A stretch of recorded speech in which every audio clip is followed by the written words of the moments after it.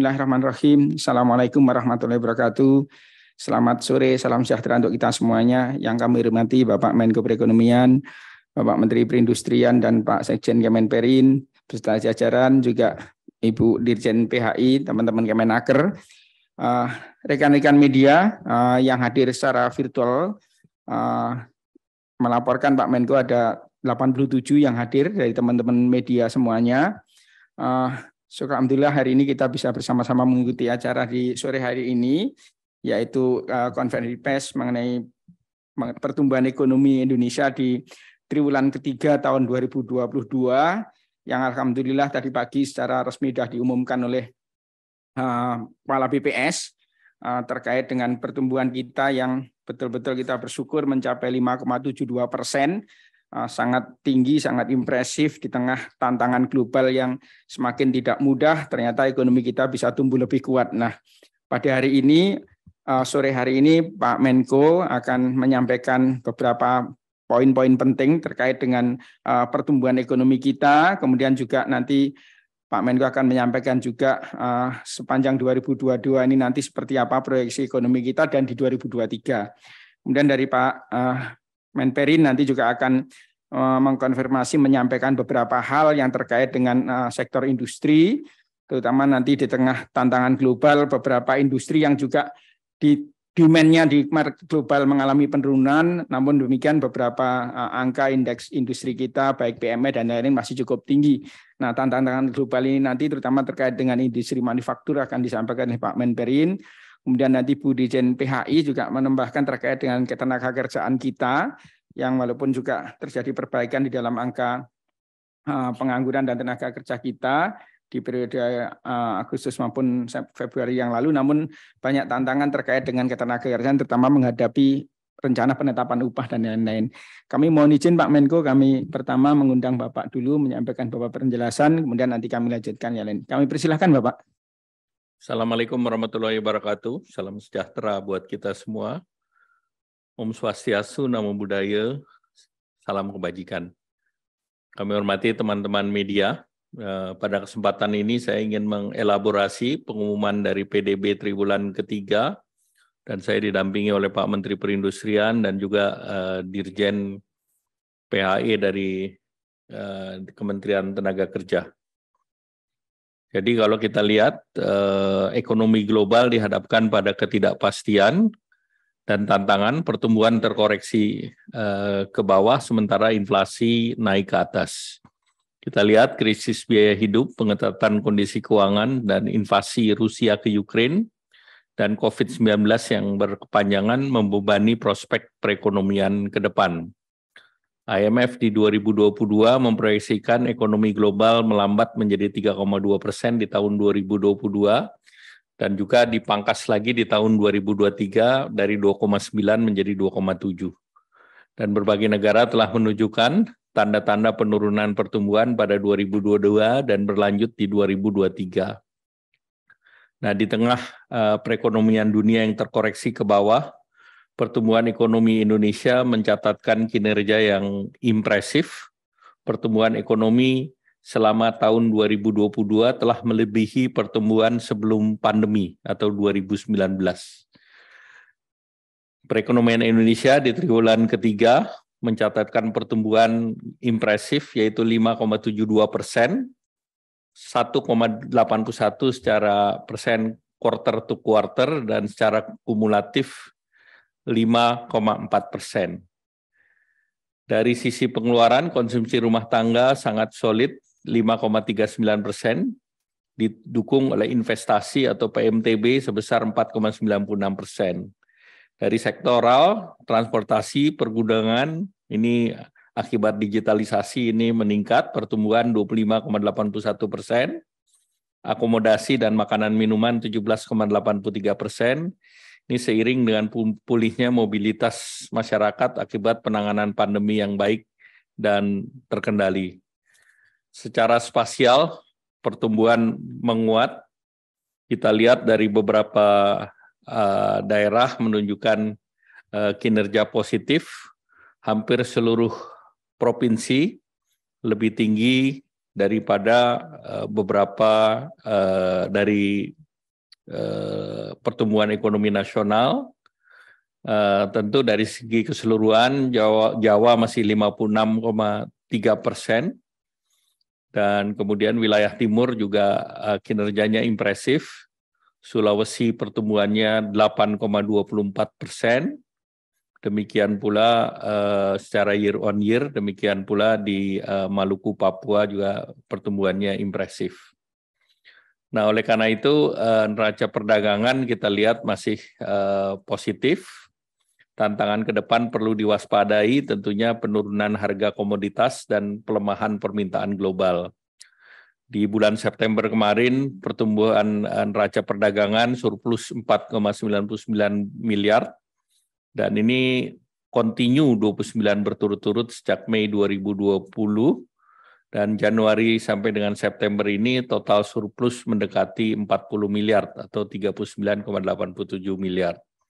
Ekspor import Indonesia yang tumbuh impresif sepanjang 2022 juga didorong oleh peningkatan harga komoditas ekspor, terutama pada ekspor utama kita seperti batu bara, CPO, dan besi baja. Namun kenaikan harga tersebut dapat berakhir bila komoditas kembali pada situasi normal, karena volume daripada ekspor cenderung tetap. Nah, di saat yang sama, pelemahan daripada permintaan global ini tentu akan menahan laju ekspor Indonesia ke depan, dan kondisi ini sudah mulai berdampak pada beberapa industri, khususnya terkait dengan sektor tekstil dan produk tekstil. Nah, terkait dengan keadaan ketenaga kerjaan juga terus membaik. Kondisi ini seiring dengan membaiknya perekonomian, namun belum kembali pada posisi sebelum COVID, meskipun penduduk usia kerja telah berkurang secara signifikan. Pengangguran di Agustus sebesar 5,86%, ini dibandingkan Agustus 2021 tahun lalu yang sebesar 6,49%, ini terjadi penurunan. Penguatan ekonomi dari peningkatan rata-rata upah Agustus mencapai 3 juta, ini naik dibandingkan Agustus 2021 sebesar 12,22%. Demikian pula nilai tukar petani di bulan Oktober, ini naik 0,42% secara month to month di level 107,27, sedangkan nilai tukar petani juga mengalami kenaikan sebesar 0,42% secara month to month, terutama pada subsektor tanaman perkebunan rakyat sebesar 1,7%, yang didorong oleh kenaikan harga komoditas kelapa sawit dan kopi. Sementara di subsektor kehortikultura masih sektor yang mengalami penurunan yang sebesar minus 4,14%. Ini didorong oleh penurunan harga cabai merah, cabai rawit, bawang merah, kubis, kentang, tomat, dan mangga. Nah, kondisi ekonomi dalam negeri melanjutkan tren pemulihan masih tetap menjadi sinyal optimisme di sektor aktivitas produksi. Setelah menyempit di angka threshold netral, PMI masih ekspansif, yaitu di angka 51,8 di bulan Oktober 2022. Di hal yang sama, indeks keyakinan konsumen juga masih di angka 117,2, dan penjualan real juga masih di angka 5,5% secara year on year. Nah, pertumbuhan ekonomi 2022 dan 2023 masih tetap kuat dengan memperhatikan berbagai risiko pertumbuhan ekonomi di tahun 2023. Secara keseluruhan, pertumbuhan ekonomi diprediksi tetap optimis di angka 5,2%, dan di tahun 2023 itu juga di atas 5,3%. Kita ketahui dari berbagai lembaga juga memproyeksi pertumbuhan ekonomi Indonesia dalam range 4,7 sampai dengan 5,1%. Artinya tahun depan Indonesia juga diharapkan jauh dari resesi. Nah, berbagai kebijakan yang mendukung pencapaian pertumbuhan ekonomi dan target outlook ke depan adalah pelonggaran mobilitas masyarakat Ini sejalan dengan pengendalian COVID-19, kemudian kebijakan fiskal sebagai shock absorber, itu melalui program pemulihan ekonomi nasional, kemudian stabilitas harga pangan melalui kebijakan keterjangkauan harga, ketersediaan pasokan, kelancaran distribusi dan komunikasi yang efektif, peningkatan kualitas SDM dengan program Kartu Prakerja, upskilling dan reskilling, kemudian pengembangan program UMKM dengan digitalisasi UMKM, dan juga program pembiayaan UMKM antara lain melalui kredit usaha rakyat, dan melanjutkan program restrukturisasi atau reform struktural, implementasi daripada Undang-Undang Cipta Kerja, hilirisasi dari industri sepanjang supply chain, penurunan emisi, ekonomi hijau, serta pembangunan infrastruktur. Nah, selanjutnya saya ingin menyampaikan bahwa dalam beberapa hari ke depan, juga Bapak Presiden akan hadir di dalam acara chairmanship ASEAN yang akan dimulai tanggal 9 sampai dengan 13. Itu akan banyak pertemuan ASEAN Summit, ASEAN dengan mitra, bilateral ASEAN, ASEAN dengan regional, ASEAN Plus, dan juga ada revitalisasi daripada ASEAN New Zealand Free Trade Agreement. Dengan demikian, ini adalah kegiatan di Phnom Penh yang cukup besar, dan selanjutnya Indonesia juga akan menerima keketuaan ASEAN. Dan keketuaan ASEAN ini 3 tema besar yang sekarang dicatat adalah recovery, rebuilding, digital economy, dan sustainability, dengan deliverables yang terdiri dari energy security, food security, dan financial stability, dan agenda ini sejalan dengan agenda daripada GCRG yang Indonesia menjadi salah satu champion, yaitu di energy security, food security, dan juga terkait dengan penanganan financial crisis. Selanjutnya saya minta Pak Menteri Perindustrian mungkin untuk menyampaikan hal-hal yang terkait dengan sektor manufaktur. Baik, terima kasih Pak Menko. Yang terhormat teman-teman media, para pejabat kementerian yang hadir dalam press conference sore hari ini. Saya ingin menambahkan apa yang tadi sudah disampaikan oleh Pak Menko, bahwa alhamdulillah pertumbuhan industri non-migas pada triwulan ketiga ini secara year on year mencapai 4,88%. Ini tentu lebih baik daripada angka pertumbuhan yang sebelumnya 4,33%.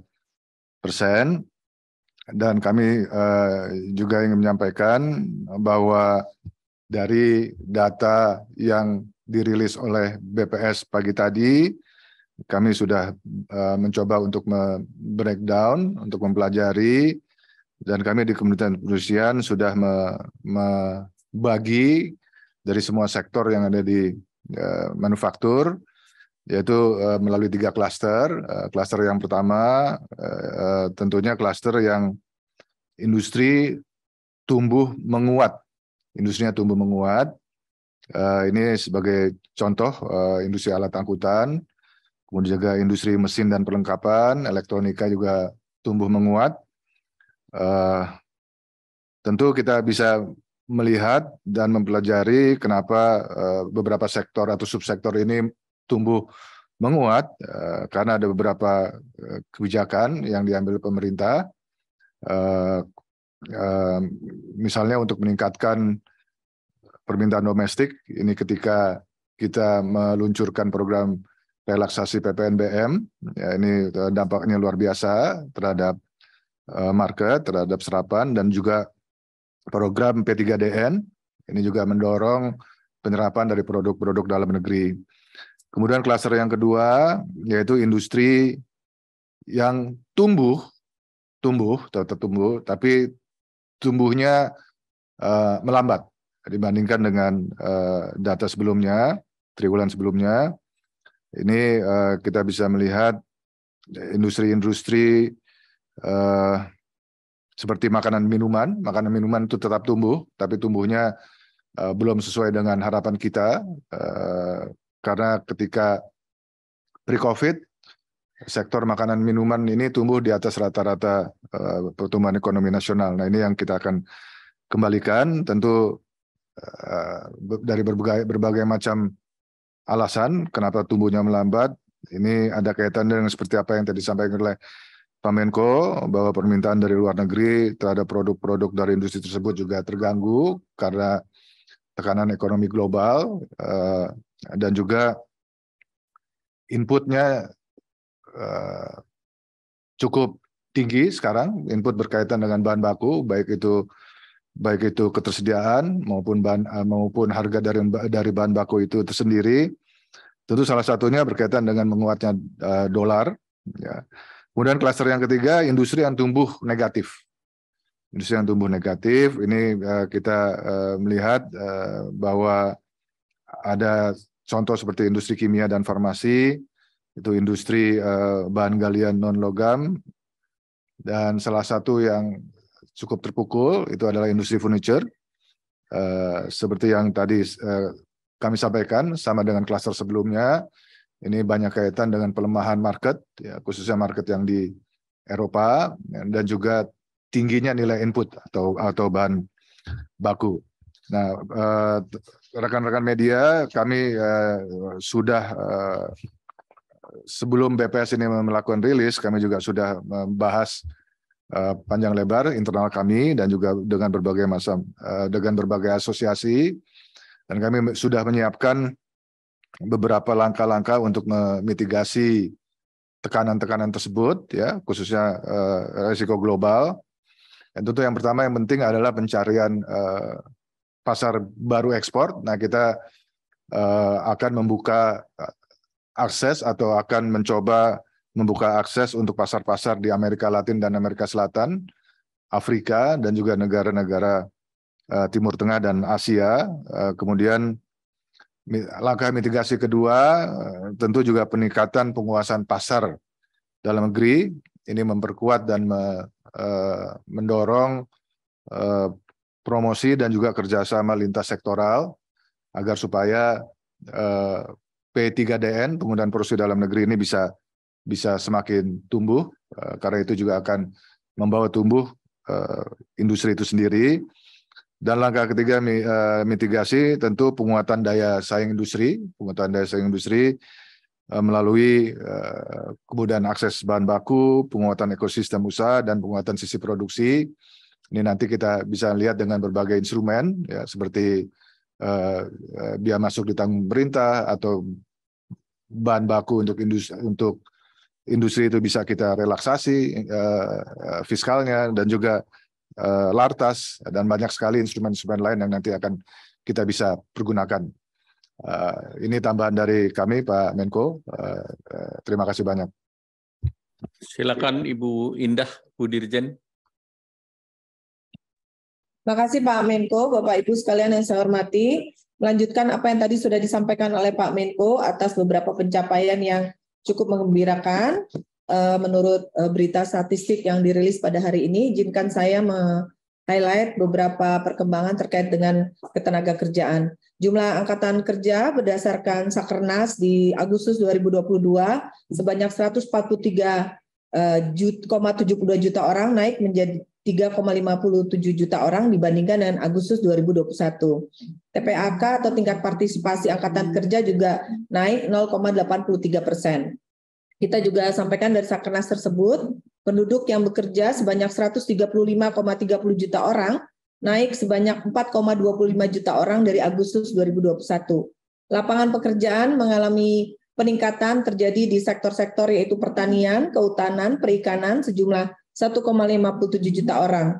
Hanya sektor pengadaan air, pengelolaan sampah, limbah, dan daur ulang yang mengalami penurunan yaitu sekitar 0,05 juta orang. Kemudian sebanyak 55,06 juta orang atau sekitar 40,69% penduduk bekerja pada kegiatan formal, naik 0,14% dibanding pada Agustus tahun lalu. Persentase setengah pengangguran dan pekerja paruh waktu pun mengalami penurunan masing-masing sebesar 2,39% dari 1,77% poin dibandingkan Agustus 2021. Persentase pekerja komuter Agustus 2022 sebesar 5,97%, mengalami peningkatan sejumlah 0,37% poin dibanding Agustus 2021. Sementara TPT atau tingkat pengangguran terbuka di Agustus 2022 sebesar 5,86%, turun sebesar 0,63% poin dibandingkan dengan Agustus 2021. Terdapat 4,15 juta orang atau sekitar 1,98% penduduk usia kerja yang terdampak COVID-19, yaitu mereka yang terdiri dari pengangguran karena COVID-19 sejumlah 0,24 juta orang, bukan angkatan kerja karena COVID 0,32 juta orang, sementara tidak bekerja karena COVID-19 sejumlah 0,11 juta orang, dan penduduk bekerja yang mengalami pengurangan jam kerja karena COVID ada sejumlah 3,48 juta orang. Dalam kesempatan ini, izinkan kami pula menyampaikan beberapa hal terkait persiapan penetapan upah minimum tahun 2023. Kementerian Ketenagakerjaan telah melakukan serangkaian kegiatan serap aspirasi publik dan dialog yang isinya adalah berkaitan dengan sosialisasi mengenai filosofi upah minimum itu apa, yaitu upah minimum adalah upah yang diberikan bagi pekerja dengan masa kerja maksimal 1 tahun atau 12 bulan. Jadi ini adalah pada umumnya untuk pekerja yang baru saja memasuki pasar kerja. Upah minimum hanya untuk pekerja yang berusia masa kerja 12 bulan. Upah minimum ditetapkan mengikuti amanat dari Undang-Undang Cipta Kerja dan juga PP 36 tahun 2021 dengan melibatkan beberapa variabel utama yaitu pertumbuhan ekonomi, inflasi, dan hal-hal lain. Sesuai dengan peraturan, insya Allah pada tanggal 21 November, Menaker akan mengumumkan rata-rata upah minimum nasional dan juga upah minimum provinsi. Dilanjutkan dengan penetapan upah minimum kabupaten kota oleh gubernur pada tanggal 30 November untuk tahun 2023. Kami juga laporkan bahwa dalam rangka penetapan upah minimum 2023 tersebut, selain kami menyampaikan kembali sosialisasi atas apa itu upah minimum, filosofi dari upah minimum, kami juga telah melakukan koordinasi tingkat kementerian lembaga dan juga telah mengadakan beberapa rapat koordinasi dengan disupport oleh Kementerian Dalam Negeri, Kemenko Polhukam, dan juga kami telah melakukan dialog-dialog dengan Serikat Pekerja Serikat Buruh, serta dengan Dewan Pengupahan Nasional dan juga LKS Tripnas. Kami juga telah melakukan permintaan support data dari Biro Pusat Statistik sejak bulan September kemarin, dan alhamdulillah pada siang hari ini telah dikirimkan kepada kami 20 jenis data yang akan kami olah untuk penetapan upah minimum 2023. Insya Allah besok atau lusa dengan surat Menaker kami akan merilis data-data tersebut beserta formulanya untuk kami sebarkan kepada seluruh gubernur untuk selanjutnya menjadi bahan pertimbangan Dewan Pengupahan Provinsi dan gubernur untuk menetapkan upah minimum tahun 2023. Izinkan kami pula Pak Menko dan Bapak Menperin serta Bapak Ibu sekalian menyampaikan tren PHK dan juga perselisihan hubungan industrial dari data yang kami olah. Sumber data adalah berasal dari dinas-dinas tenaga kerja di seluruh Indonesia dan juga Badan Penelitian Pengembangan Kementerian Ketenagakerjaan. Kami sampaikan bahwa carryover dari pandemi COVID-19 yang memang sejak tahun 2020 berdampak pada ketenagakerjaan hingga hari ini, dapat kami sampaikan bahwa untuk perselisihan hubungan industrial yang ditangani oleh mediator-mediator hubungan industrial di seluruh wilayah Indonesia, yaitu ada di Dinas-Dinas Tenaga Kerja dan juga di Kementerian Ketenagakerjaan, pada tahun 2020, sejak 2020, memang terjadi peningkatan angka yang cukup signifikan, yaitu di puncak COVID-19, kemudian menurun, cukup turun di tahun 2021, dan akhirnya turun drastis. Kami atasi perselisihan hubungan industrial tersebut, artinya oleh para mediator. Di Maret 2022, tinggal 1.210 kasus dari sekitar hampir 9.000 kasus di 2020, turun menjadi 1.200 kasus di Maret 2022. Dan kemudian terjadi peningkatan sedikit sampai dengan September 2022 ini, sejumlah 1.428 kasus. Ini masih outstanding kasus yang sedang kami mediasi bersama dengan seluruh mediator hubungan industrial di Dinas-Dinas Tenaga Kerja dan juga di Kementerian Ketenagakerjaan. Untuk kasus mogok atau unjuk rasa, terjadi penurunan pula dari sejak 2021 di unjuk rasa atau mogok 387 kasus, menurun sampai dengan 18 kasus saja di bulan Maret 2022, Kemudian dari Maret ke September terjadi peningkatan menjadi 108 kasus. Kemudian dari data potensi atau kasus-kasus PHK yang terlaporkan dan kami tangani, yang sudah inkrah, yaitu terjadi peningkatan luar biasa memang di 2020 kasus PHK, karena pada saat itu memang COVID sedang tinggi-tingginya dan banyak perusahaan yang terpaksa tutup atau tidak dapat melanjutkan operasi. Tinggi sekali angkanya di 2020, yaitu 386.877, menurun cukup drastis sampai dengan Maret 2022, yaitu 1.515, dan memang sampai dengan September 2022 ini terjadi peningkatan tapi belum terlalu signifikan, dan ini masih kami perjuangkan bersama mediator HI untuk kita tahan laju atau peningkatan angka PHK tersebut. Kemnaker beserta dengan Serikat Pekerja Serikat Buruh dan juga Asosiasi Pengusaha terus mengedepankan dialog untuk benar-benar mencegah PHK dan PHK menjadi jalan yang paling akhir. Demikian yang dapat kami laporkan Pak Menko, Bapak Menperin, dan Bapak Ibu sekalian. Terima kasih. Baik, terima kasih Bapak Menko Perekonomian, Pak Menperin, Bu Dirjen PHI mewakili Bu Menaker. Tadi sudah menjelaskan baik yang terkait dengan keseluruhan perekonomian kita, kemudian dari sektor industri dan dari ketenaga kerjaan. Bapak Ibu sekalian, teman-teman para media, jurnalis, Pak Menko, kami sudah menerima banyak sekali pertanyaan. Karena waktu kami mengambil 10 pertanyaan, ada 6 pertanyaan yang langsung ke Pak Menko, nanti mungkin 3 kami sampaikan dulu ke Pak Menko. Kemudian ada 2 pertanyaan ke Pak Menperin, yang satunya juga beririsan dengan Pak Menko terkait dengan masalah restrukturisasi kredit, dan 2 pertanyaan untuk Ibu Dirjen. Kami mungkin melaporkan dulu yang pertanyaan yang untuk Pak Menko ada 6, Pak, kami bagi 3. Yang pertama dari Bidara, dari Kontan. Intinya adalah Pak Menko, apakah pertumbuhan ekonomi Indonesia di kuartal 3 2022 ini akan bisa menjadi bekal yang cukup kuat untuk menghadapi potensi resesi global di 2023. Ini yang pertama. Yang kedua dari AV Kumparan, Pak, mempertanyakan mengenai konsumsi pemerintah di kuartal 3 2022 ini terkontraksi minus 2,88%. Padahal konsumsi pemerintah share-nya cukup tinggi, menyumbang 7,57% ke PDB. Kira-kira turunnya karena apa ya Pak? Mohon dijelaskan. Yang ketiga dari Investor Daily, Pak, ini sama nih dari Tri maupun dari Krishna, menyoroti mengenai pertumbuhan ekonomi, Pak, yang spasial, yaitu di mana pertumbuhan ekonomi Bali mulai tumbuh kencang, namun demikian Sumatera justru agak merosot sedikit di bawah pertumbuhan ekonomi nasional, padahal kontribusi Sumatera 22%. Kira-kira apa permasalahannya dan apa yang upaya yang akan dilakukan? Mungkin 3 ini dulu, Bapak, dari Kontan, Kumparan, dan Investor Daily. Kami undang Pak Menko. Terima kasih. Jadi yang pertama tentu terkait dengan pertumbuhan perekonomian, kita melihat bahwa resiliensi PDB Indonesia yang sekitar 50,38% ini tentunya dari total komponen pengeluaran ini adalah konsumsi domestik. Nah, tentu konsumsi domestik ini menjadi daya tahan yang kuat. Kemudian yang kedua, ketergantungan kita kepada ekspor itu hanya sekitar 26,23%. Jadi tentunya gejolak di pasar global ini relatif bisa teredam oleh konsumsi, karena juga kontribusi terhadap perdagangan itu sekitar 26,23%.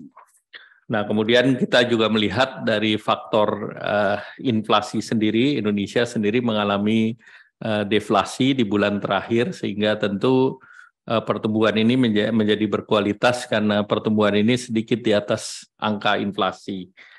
Kemudian kita juga melihat dari investasi juga terjadi peningkatan, sehingga tentu ini penyerapan oleh domestic investor ini juga menjadi cushion daripada bantalan daripada capital outflow. Nah, kemudian pemerintah tentu mengambil langkah-langkah, kita menjaga daya beli, kemudian kita juga memperkuat nilai tukar dengan penguatan melalui mendorong devisa hasil ekspor dan penguatan terhadap beberapa negara melakukan local currency settlement agar Bank Indonesia mendorong agar kebutuhan akan devisa bisa dibatasi. Nah, kemudian tentunya kita melihat bahwa reform struktural yang dilakukan melalui implementasi Undang-Undang Cipta Kerja ini kita terus lanjutkan, sehingga tentu harapan-harapan ini kita bisa menjadi langkah kita untuk menghindari resesi global di tahun 2023. Tadi saya juga sampaikan bahwa OECD, IMF, ADB, dan World Bank memprediksi pertumbuhan ekonomi Indonesia di 4,8 sampai 5,1%. Artinya beberapa lembaga juga bersepakat dengan Indonesia bahwa Indonesia bisa menjadi the bright spot in the dark. Jadi masih bisa keluar dari resesi juga di tahun depan.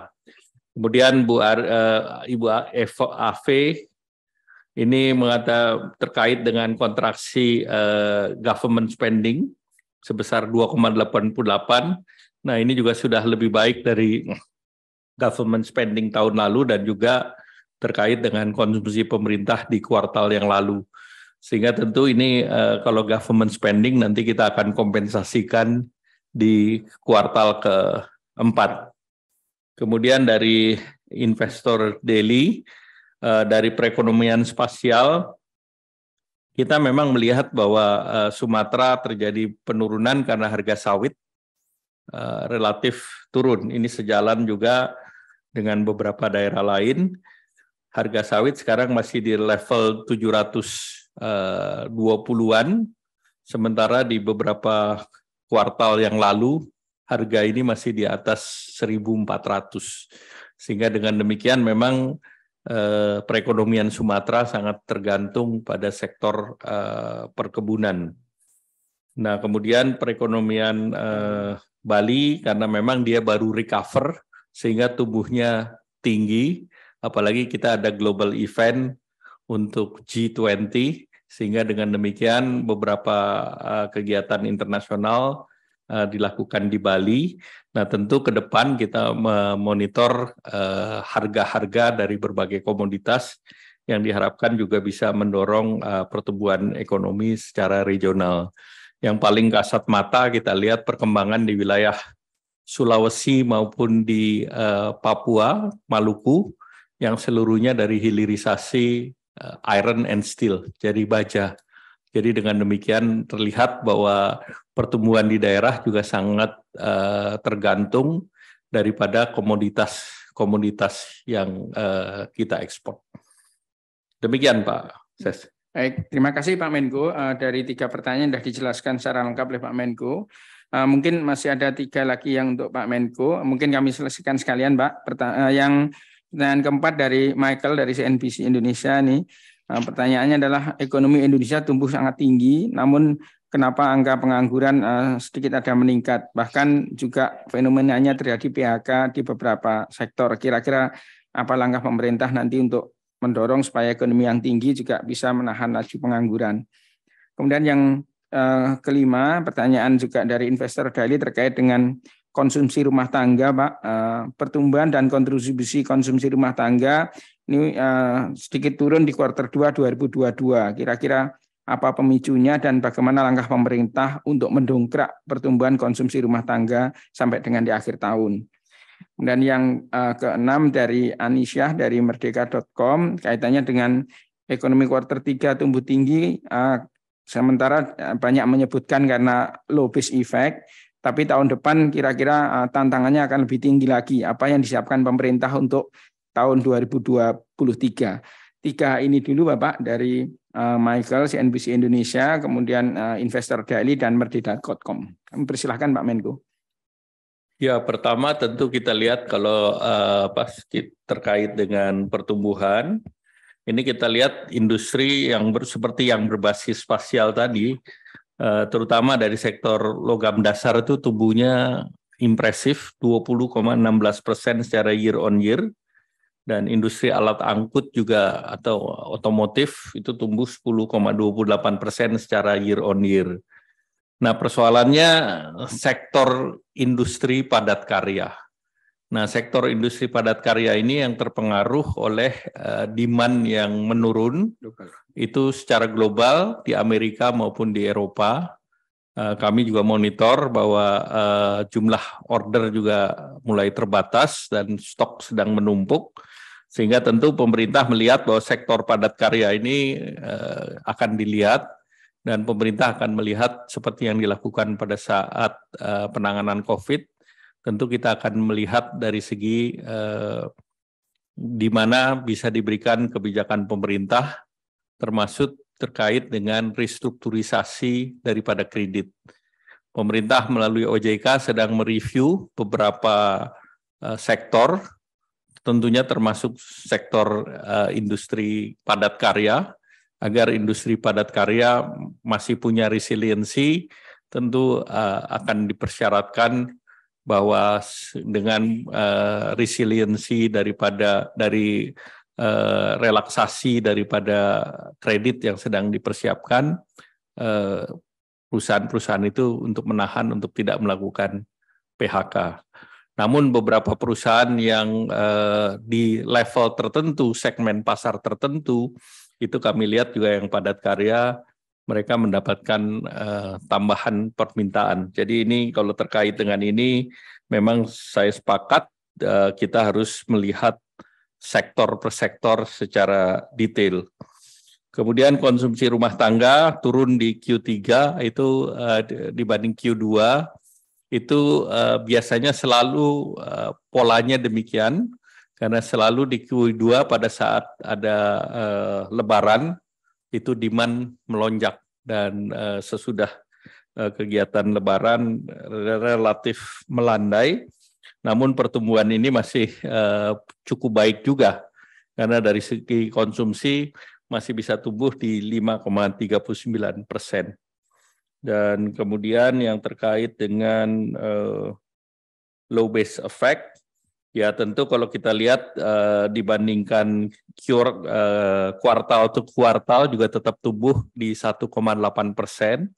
Jadi artinya pertumbuhan ini juga merupakan hal yang baik, dan tentu kita lihat bahwa dengan situasi seperti ini pemerintah terus akan mempersiapkan agar perekonomian di tahun 2023 lebih baik.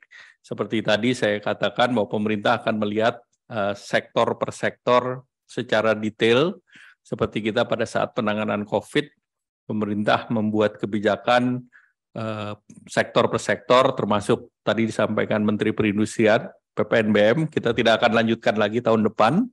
Kemudian PPN properti yang kemarin kita juga berikan.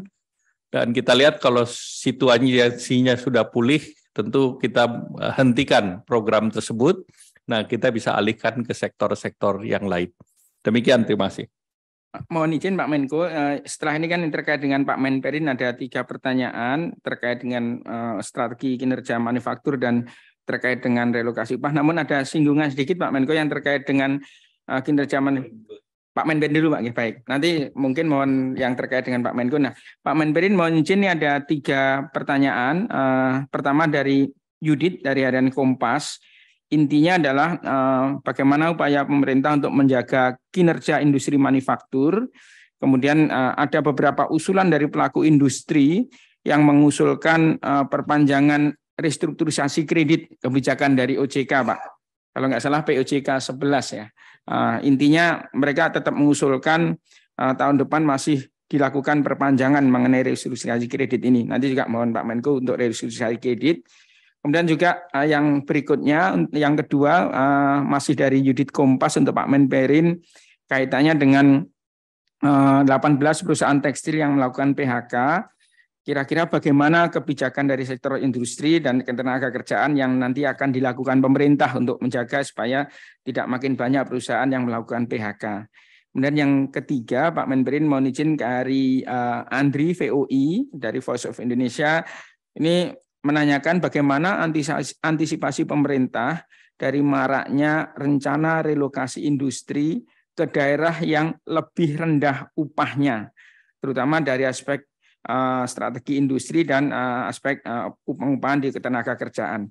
Demikian Pak Menperin, ada 3 hal tadi, 2 dari Kompas, dari Yudit, dan 1 dari Andri dari VUI. Kami undang Pak Menperin, kami persilahkan. Ya, terima kasih Pak Ses atas pertanyaannya dari Pak Yudit dan juga Pak Andri. Jadi upaya pemerintah tadi sudah disampaikan oleh Pak Menko, ini juga sekalian menjawab permasalahan yang sekarang kita sedang hadapi di industri TPT, ya, tekstil. Ini seperti yang tadi saya sampaikan di awal bahwa memang tekstil ini sebetulnya dia tetap tumbuh, ya Mas Yudit dan Mas Andri, dia tetap tumbuh. Tapi memang ada perlambatan tumbuhnya. Ya, sekarang ke 8%. Sebetulnya 8% masih cukup sehat. Nah, yang harus kita lihat ke depannya seperti apa. Kalau bicara soal PHK, sebetulnya secara umum berdasarkan rilis yang disampaikan oleh BPS, penyerapan tenaga kerja di sektor manufaktur itu naik 400.000. Tapi memang ada sektor-sektor yang terpukul akibat dari pelemahan dari ekonomi global, khususnya market yang ada di Eropa dan di Amerika. Nah, tentu ada beberapa langkah yang bisa kita sampaikan. Tadi saya sudah sampaikan di awal, Lartas itu bisa menjadi senjata kita, bisa menjadi instrumen kita. Kita melihat bahwa kalau di sektor tekstil ini, TPT ini harus ada harmonisasi antara hulu, intermediate, dan dengan hilir. Nah, itu kita harus betul-betul tepat dalam mengambil kebijakan termasuk lartas. Jangan sampai kalau kita melartas di hulunya kemudian mempengaruhi dari kinerja intermediate dan hilirnya. Tapi yang ingin saya sampaikan adalah kebijakan lartas itu menjadi salah satu opsi kita untuk bisa menumbuhkan atau menjaga agar sektor-sektor yang mengalami pelambatan dan juga yang mengalami pertumbuhan negatif itu bisa terjaga. Saya juga tadi sudah disampaikan oleh Pak Menko bahwa salah satu cara nanti untuk menjaga keberlangsungan dari industri yang terpukul atau yang industri yang melambat dan negatif itu adalah restru dari kredit itu sendiri, dan tentu akan kami bicarakan dengan OJK. Nah, berkaitan dengan antisipasi terhadap relokasi industri, sebetulnya dari kebijakan kami sudah jelas adanya pemerataan. Oleh sebab itu, kawasan-kawasan industri yang kita tetapkan di dalam RPJMN kita ini, hampir 80% dari kawasan industri yang akan kita bangun itu semuanya di luar Jawa. Ya, semuanya di luar Jawa. Itu adalah bagian dari upaya dari pemerintah untuk melakukan pemerataan. Nah, sekaligus juga saya ingin menyampaikan di luar pertanyaan, ini Pak Menko dan Pak Ses, di luar pertanyaan tadi, bahwa tetap berkaitan dengan relokasi. Nah, kami mendapat informasi, ini juga satu opportunity, satu potensi, bahwa banyak sekali sekarang perusahaan-perusahaan yang ada di Eropa mencari tempat baru, ya, relokasi pabrik-pabriknya ke tempat-tempat lain.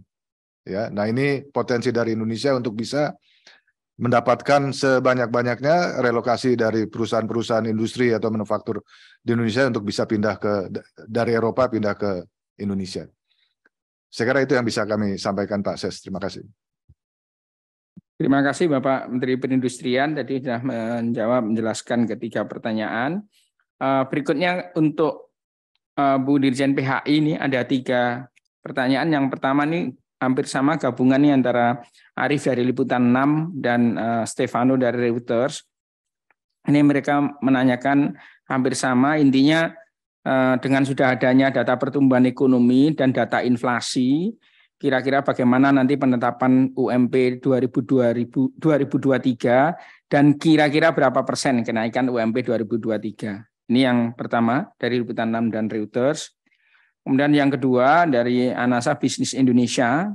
Anasa Bisnis Indonesia menanyakan mengenai jumlah pengangguran yang dikatakan menurun tadi, bagaimana dengan tren PHK sepanjang 2022. Sebenarnya tadi Bu Dirjen sudah menjelaskan, mengingat akhir-akhir ini ramai terjadi PHK di berbagai sektor padat karya, seperti disampaikan Pak Menko tadi. Jadi menanyakan mengenai tren PHK sepanjang 2022. Yang ketiga untuk Bu Dirjen, ini sama dari merdeka.com, terkait dengan pengangguran per Agustus 22 yang turun, tapi saat resesi ada potensi pengangguran yang akan bisa naik lagi, terutama karena negara-negara tujuan ekspor ekonominya melemah. Bagaimana kira-kira nanti antisipasi kebijakan di bidang ketenaga kerjaan untuk mengurangi potensi pengangguran yang akan naik ini. 3 hal ini Bu Dirjen kami undang, kami persilakan. Terima kasih Pak Ses terhadap Mas Arief dan Pak Stefano ya. Data pertumbuhan ekonomi dan inflasi sudah dirilis oleh BPS terkait dengan penetapan upah sebagaimana regulasi yang ada. Tadi saya sudah sampaikan bahwa yang akan menetapkan dan mengumumkan upah tahun 2023 adalah gubernur. Jadi gubernur akan menetapkan lalu mengumumkan upah untuk upah minimum provinsi 2023 diumumkan insya Allah tanggal 21 November, sedangkan untuk upah minimum kabupaten kota akan diumumkan tanggal 30 November. Jadi karena saya bukan gubernur, saya tidak berhak untuk mengumumkan. Jadi tenang dulu ya, data baru kami terima pada hari ini. Kemudian yang kedua yang terkait dengan jumlah pengangguran, tren PHK meningkat. Tadi saya sudah sampaikan memang dari Maret 2022 ke September akhir terjadi peningkatan tapi tidak terlalu signifikan ya, naik sedikit. Lalu terkait dengan adanya beberapa berita mengenai PHK yang meningkat masal akibat dari industri padat karya orientasi ekspor, terutama yang tujuan kawasan Eropa dan Amerika, maka dapat kami sampaikan bahwa tadi pagi saya baru saja melakukan rapat koordinasi, dan ini udah rakor yang kedua sebenarnya, dengan Kementerian Perindustrian, Kementerian Perdagangan, dan beberapa kementerian lainnya, untuk benar-benar memastikan data yang valid, yang sah. Kami sudah menerima data-data dari asosiasi industri, baik dari tekstil, alas kaki, dan garment. Namun kan ini harus kami cross-check kembali. Kami sampaikan potensi memang ada, sebagaimana tadi juga yang disampaikan oleh Bapak Menperin, ada beberapa penurunan dari permintaan ekspor ya untuk kawasan terutama di Eropa, dan ini pada umumnya terjadi di industri padat karya tekstil dan alas kaki di Jawa Barat. Namun demikian yang dapat kami lakukan adalah satu, kami akan kembali memastikan datanya benar-benar valid ya, seberapa besar penurunan setiap persennya berakibat pada berapa potensi PHK. Tapi di samping itu sambil paralel menghadapi isu-isu tersebut, sesuai arahan Ibu Menaker, sejak sebulan lalu kami intensif berkoordinasi dengan seluruh kepala dinas tenaga kerja untuk betul-betul mencegah PHK. Hasil konkret dapat dilihat di berbagai media. Minggu lalu ada sejumlah 40.000 orang lebih pekerja buruh wanita di suatu pabrik tekstil di Jawa Barat yang bisa dicegah PHK. Jadi rencana PHK lebih dari 40.000 berhasil dicegah PHK karena kepala-kepala dinas tenaga kerja dan seluruh mediator terus melakukan beberapa upaya. Antara lain yang pertama adalah dalam dialog-dialog dan pembinaan yang kami bangun, kami lakukan dengan para manajemen perusahaan dan serikat-serikat pekerja di pabrik-pabrik padat karya tersebut adalah misalnya ya, mengurangi beberapa fasilitas pekerja ya, terutama fasilitas pekerja untuk jabatan tingkat manajer dan direktur. Kemudian juga menghapuskan bonus yang mungkin belum keluar tahun ini, kita sarankan untuk tidak ada bonus, yaitu bagian dari fasilitas. Kemudian mengurangi shift pembagian waktu kerja, karena ini pasti akan berdampak pada kos listrik, air, dan sebagainya. Kemudian membatasi menghapuskan kerja lembur. Kemudian juga mengurangi jam kerja, lalu mengurangi hari kerja, kemudian meliburkan atau merumahkan pekerja atau buruh secara bergilir untuk sementara waktu saja. Sementara waktu ini harus disepakati dengan dinas-dinas tenaga kerja dan juga perwakilan serikat pekerja serta manajemen. Jadi tidak boleh diputuskan sendiri oleh manajemen atau direksi perusahaan. Kemudian juga bisa diupayakan tidak memperpanjang kontrak bagi pekerja yang sudah habis masa kerjanya, masa kontraknya maksud saya. Kemudian juga bisa dilakukan upaya memberikan pensiun bagi para pekerja yang memang sudah memenuhi syarat sebagaimana tertuang dalam peraturan perusahaan atau PKB-nya, perjanjian kerja bersama. Nah, ini tadi beberapa hal yang kami terus komunikasikan dalam rangka untuk mencegah PHK. Jadi sekali lagi PHK bisa dicegah asal kedua belah pihak, manajemen dengan pekerja, dalam yang diwakili serikat pekerja, benar-benar mencapai kesepakatan yang tadi seperti saya sebut. Jadi penurunan order dari kawasan Eropa maupun Amerika yang berdampak pada labor cost dan potensi PHK kita terus kawal untuk tidak menimbulkan PHK yang semakin meningkat. Kemudian terkait dengan pengangguran, tren pengangguran, ya kita terus upayakan dengan beberapa program, yaitu pertama job fair, pasar kerja. Hampir semua dinas-dinas tenaga kerja dengan dana APBD-nya memiliki program job fair, yaitu semacam suatu fasilitas untuk mempertemukan pemberi kerja dan pencari kerja. Minggu lalu Kemnaker baru saja melaksanakan job fair dan alhamdulillah dihadiri penutupannya oleh Pak Menko, Pak Erlangga di JCC Senayan. Ada sekitar 21.000 ya lowongan pekerjaan yang ditawarkan di situ di tempat ya on the site di JCC, dan yang melamar itu lebih dari 110.000 orang pelamar datang ke JCC. Itu satu contoh. Minggu sebelumnya terjadi di Dinas Banten, di Jawa Barat dan sebagainya. Jadi sesuai arahan Bu Menteri kita dorong untuk job fair dilakukan secara masif dan semuanya gratis bagi para pelamar kerja.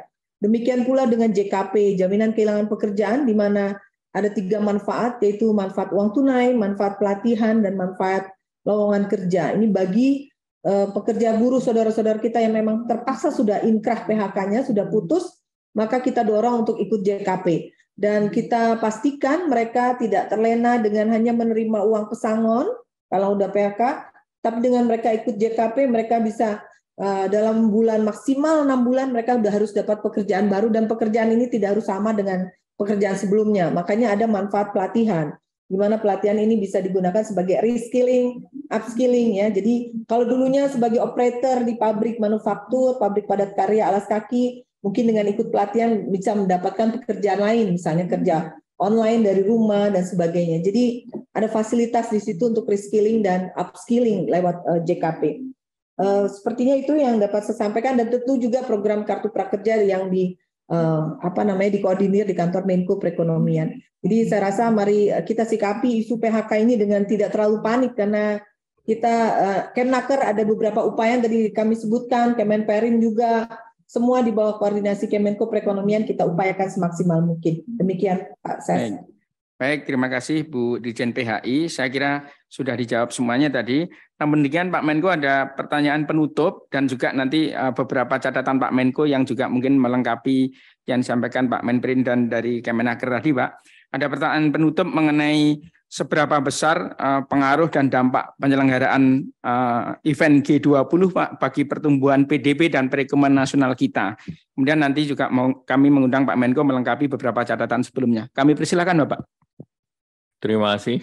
Pertama, tadi sudah disampaikan Bu Dirjen terkait dengan upah minimum yang masih menunggu dari gubernur.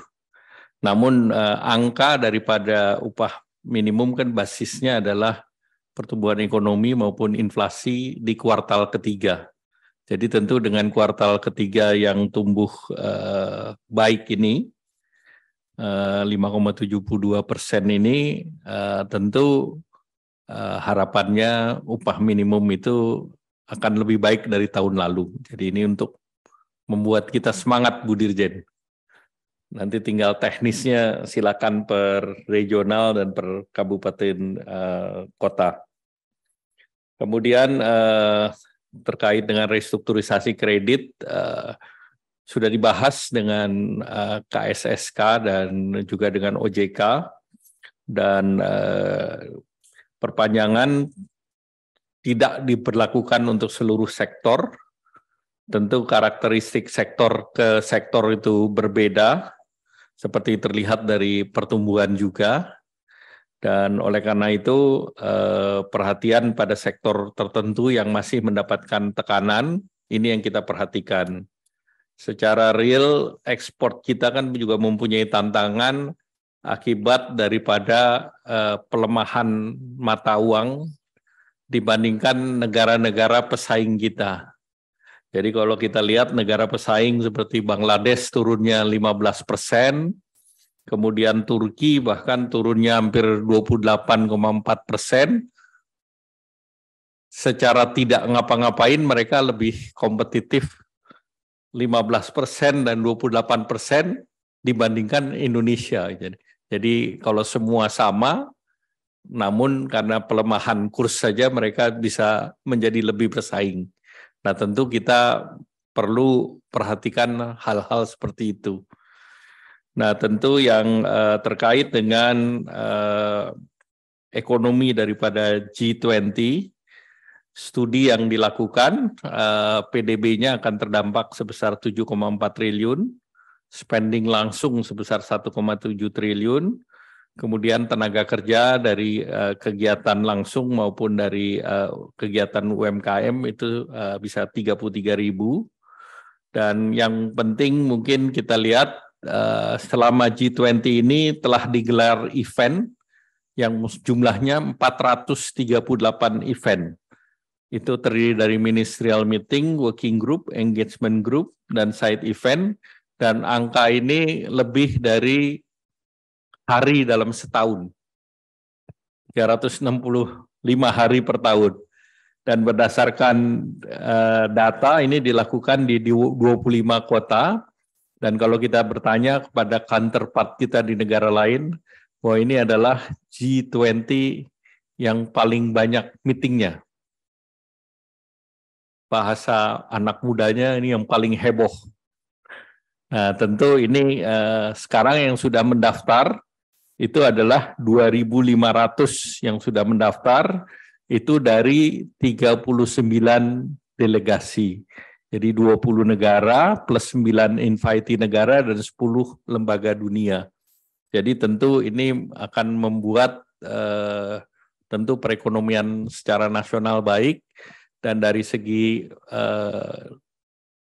rekognisi ini Indonesia akan menjadi perhatian puncak dunia dalam penghelatan G20. Nah, ini tentu dampaknya adalah dampak ke depan, apalagi pada saat G20 ini ekonomi Indonesia tumbuhnya baik di 5,72 dan inflasi juga kita bisa tekan turun di 5,7%.